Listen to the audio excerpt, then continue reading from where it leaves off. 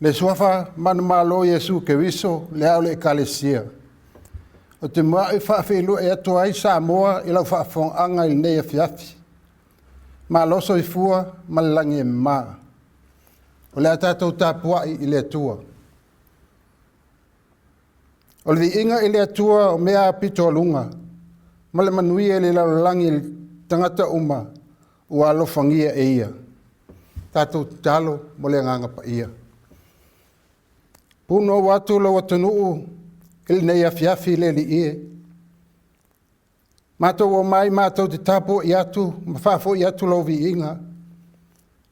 Panga alawa lea le li ie. E mātitiva whale nganga o mātou tangata. Ala mātou te talo. Fia mai lo nganga e tauto loina i mātou uma nei. E a watu ai vi inga i lau fio. Ma whaasi sirina ai so vi inga. O la mātou mo te talo lea le li ie. E ala atu ia Yesu ke viso lea li o le ola. Ameni. O le vi inga le atua se lau malilima. Se lau malilima le vi inga o le atua.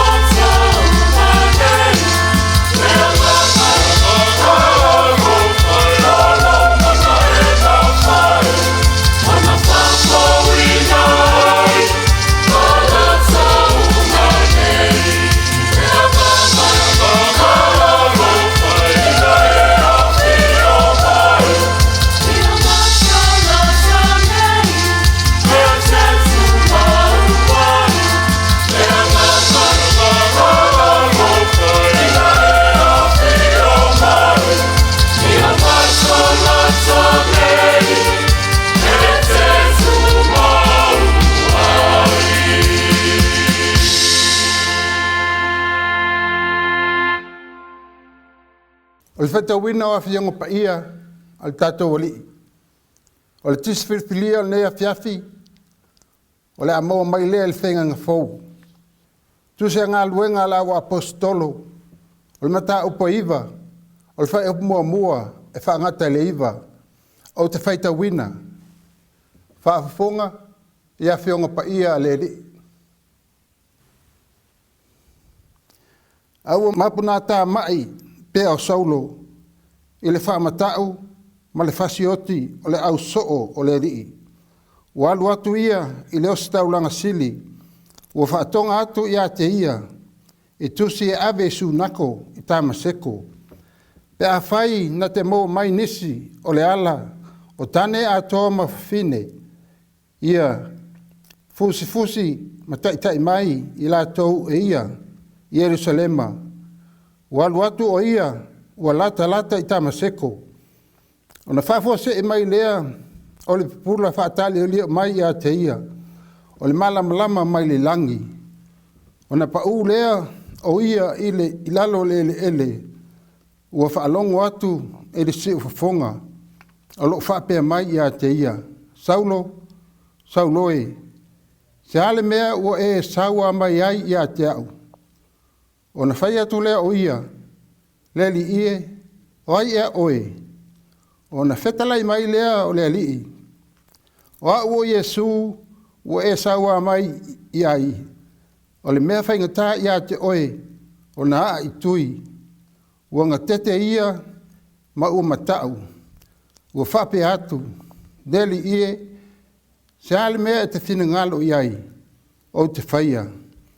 O na whetalai atu leo lea lii i a te ia, tu ia o i lunga, maalu ia i le ai. Ona, tauina atu ea i a te oe, o le mea e tusa ona e whaia.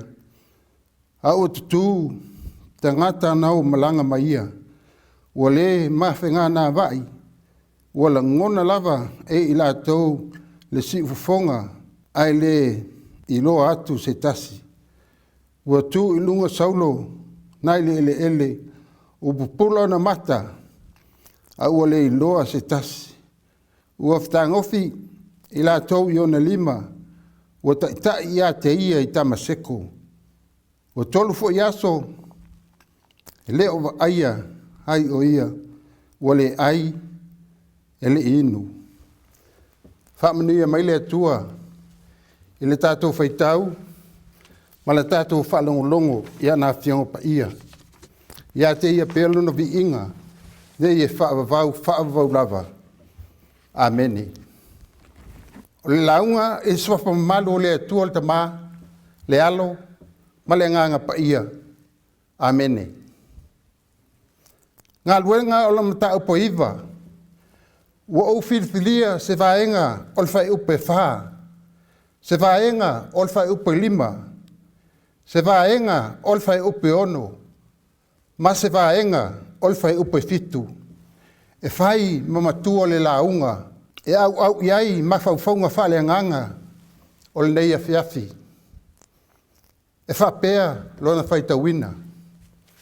Saulo e, se ale mea ua e saua mai ai i a te au. Leli ie, oi oe. Oa ua Yesu, ua e saua mai ai. Leli ie, se ase mea te thin ngalo i ai, au te whaia. Tu ia oe i lunga, ina aluia i le ai. O na tau ina atu lea i a te oe le mea, e tusa ona e whaia. Ua tutu tangata na o malanga maia, ua le mawhenga nā vai. O le manatu o tu, o le nei aso, tusa malfas nonga le tusa whaita wasa o le e whakasa. Whaati nonga, ale malo fe furisai. Whaati nonga, ale malo fe furisai. Ia e lole mea e tu ese.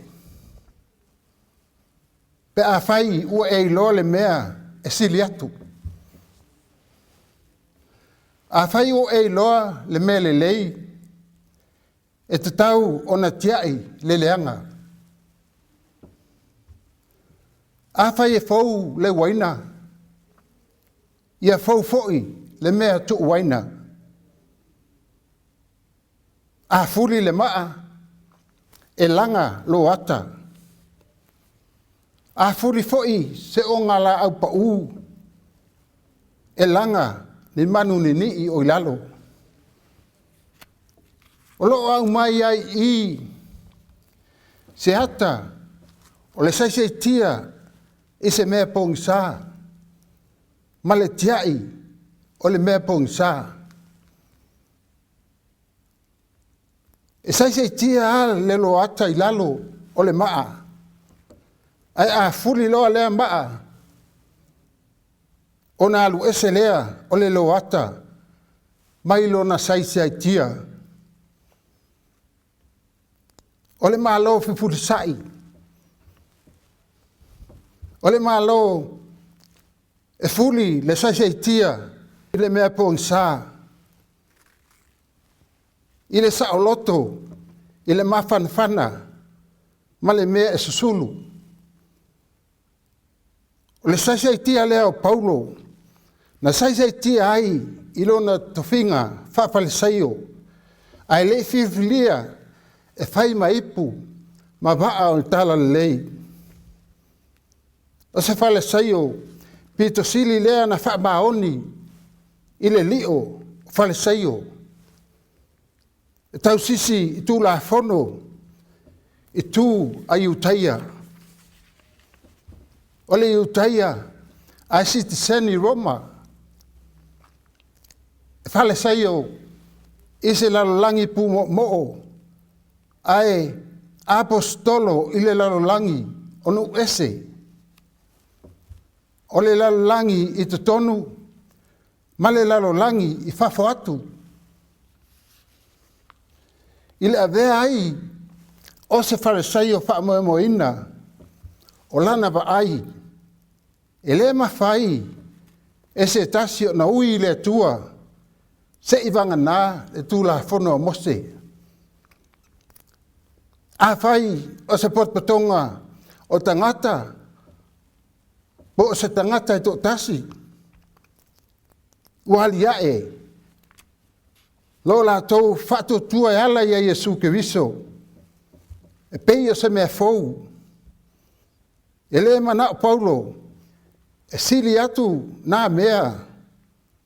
Nai lo le tula fono. Ua uma o na tuina mai i le amatanga. Lea e tausi i ai de au falsaio ma le au tusi upu. Peitai. Ua avea lo na wha maoni i lana ngā luenga, wha wharesaio, ma mea ua pumo mo ai, lana wa ai, ma maua luma ai, lana wha tinonga. Ua ngalo ia Paulo, e le sili le tūla whono, i le e ana le tūla whono o Jesu Keriso, e nona i ai le tūla whono. Sila ele wha maoni o Paulo. Ua wha longo. Wha tonga atu. Ia i la tau. Lea ua stau langa sili. Mos tusi e saisa iai tangata o le ala i tam seko. E le i wha atali. Nā lua ma le loto atoa. Ona o le tangata ua mauaa il tūla whono. Ai o le ale mea. Nau o iai. Na ia wheta iai, male malo fe futi sai. Lea e iai upu, ua whai mamatua. E le mawhaia, e le pule pō, o na sopo, e le pule ao. Ai na fuli, e le pule ao, le pule pō. Na whao ngā Paulo, o se au auna, mo le ngā luenga whaola. Na li liu e Jesu Keriso, le tangata o Paulo, li liu mea alofa a Paulo, ma li liu mea na fia e Paulo, ma whao ngā Jesu Keriso, e whai ma mea o ngā, i le tala lei. o le winga le nā, o le mālo pe furisai. O whatinonga le mālo pe furisai. E le liu, e le anganga pa ia o le atua, le tangata, e whai mana mea whai ngā luenga. E ale anganga pa ia, e taia e ala, e le pupula whaata liu. Whaatasi ma le si ufonga tulei. Ai a saulo, e whai mai, le li ie, se ale mea te whina ngalo iai, o te whaia. Fetalai le alii, tu ia oi ilunga. O le furi nā whaale atua. E furi ese le maa, na oti ai, ai whaatu, pe whaola le tangata. Le tangata, na saisaitia, ile manatu whaapito, ile tula fono. Se saisai ai Yesu Keriso, na fuli e Yesu ile le lei e whina ngalo iai. O le mea whaingata ia te oe o na haa i tui. Ai le na o Paulo, na o ai tangata, na o malanga maia. Ua le mangangana, a wā, wala tau whaalongo o le si ufafonga. Ai le lo atu se tasi. E le o se furisai, mo se tangata e to tasi. Ai, o le furisai, mo tangata uma. Ina ia whai suinga fau, suinga le lei, mo le lalo langi. Sa moa, malau whaafonga si sila mai ili nei a fiafi. O le fasili, e mawhai e ona tātou fuli, le ato nuu, i se mea e au noa, mai Yesu Keriso. Whai mai foi, o le ato nuu, e whaavai i le atua. Whai mai foi, o pūlenga li i mawhai pule, e pule whaamalu malu le atua. Whai mai foi, o Yesu Keriso na maliu mo Samoa. Whai mai foi, e ui i tae ao Samoa, e sili ale tae ao, na sulu i ai dau panua Samoa, e le tala le lei, ia Yesu Keriso. O nai pine whaamau ia, tātou te iloa ai, na whao ngā e le atua, ma o lo whao ngā pēa e le atua, tangata Samoa. Whao ngā mea alofa, o lo i tangata Samoa. Whao ngā mea e le lei ai, tangata Samoa.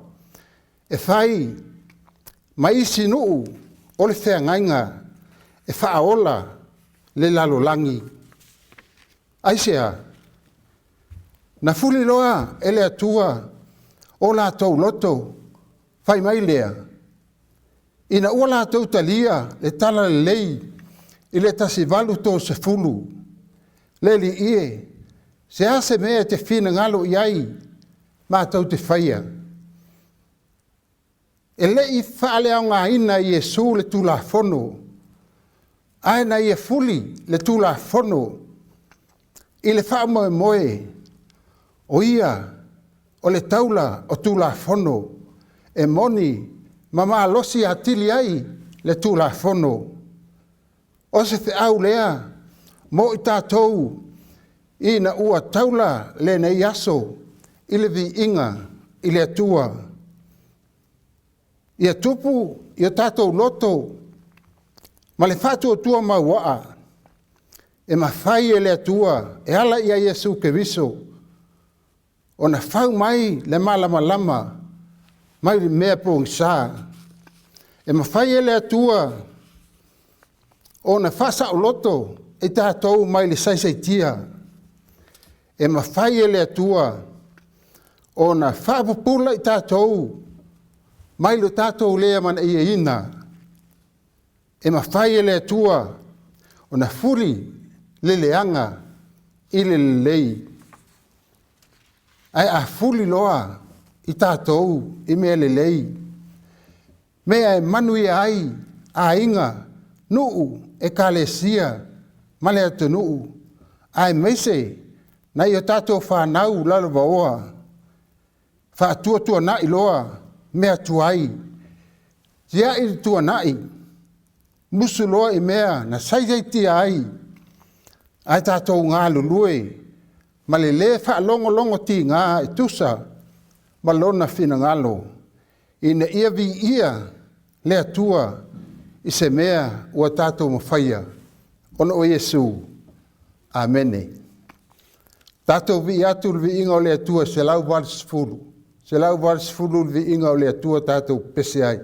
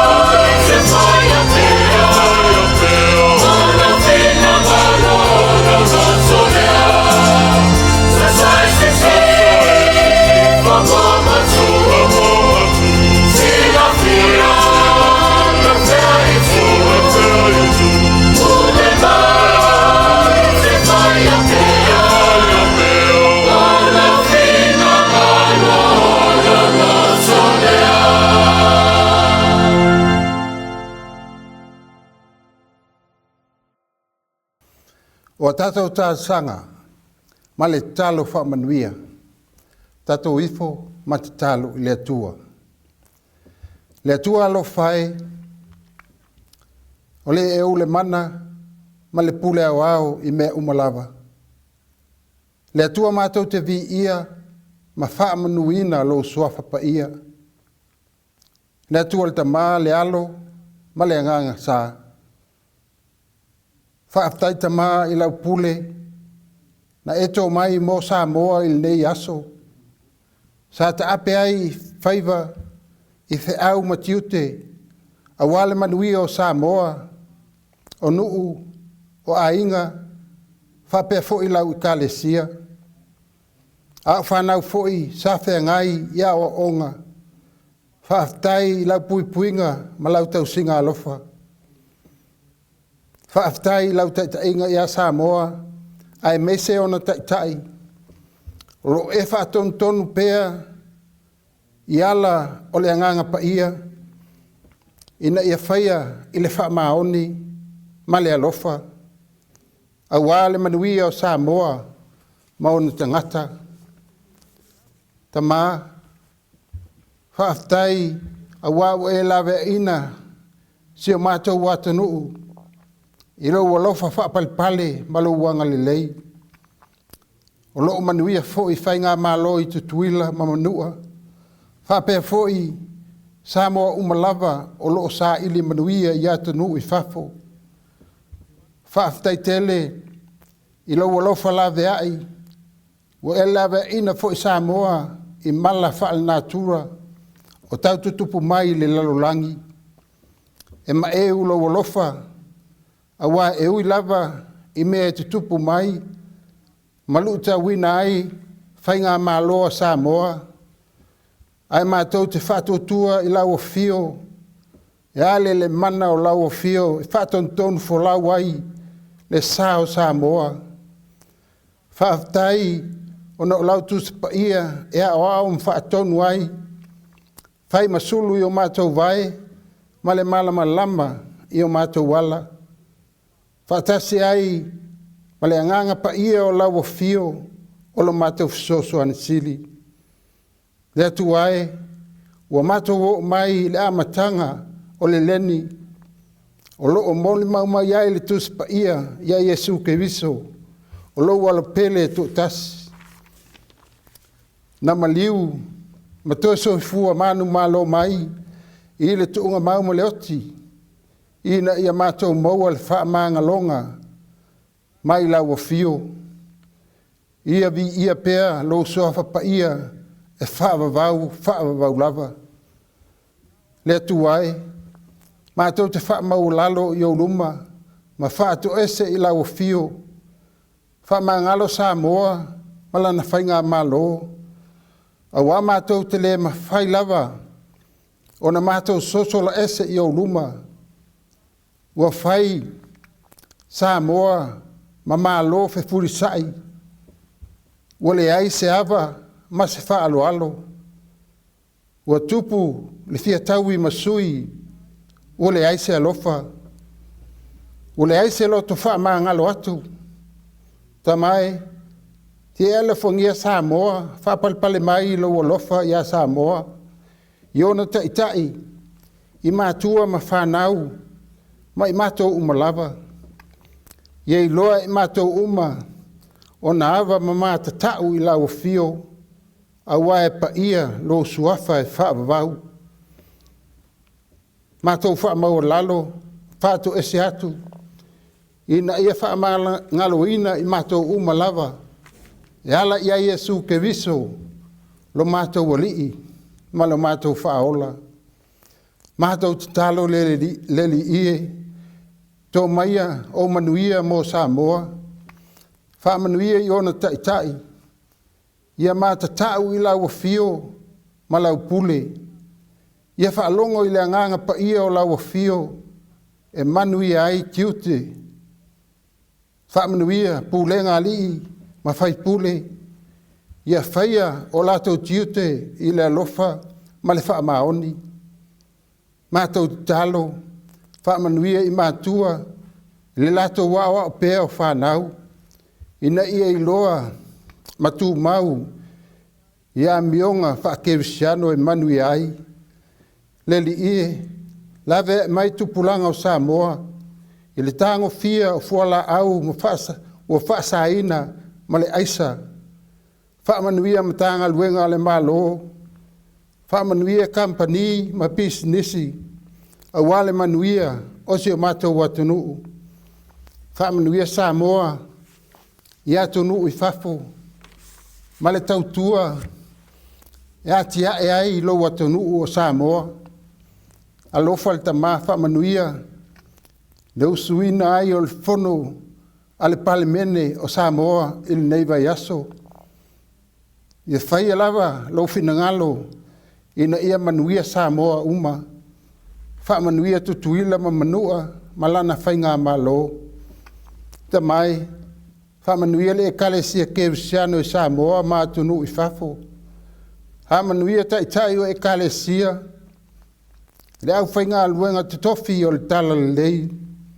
A wā lava le folfola ina, ma le tala ina o lo finangalo, i Samoa mātonu i whafo. O te talo ia, o whaalo ina ili nei a fiafi. Ia whaia lava, lau finangalo pa ia, ai le o mātou loto.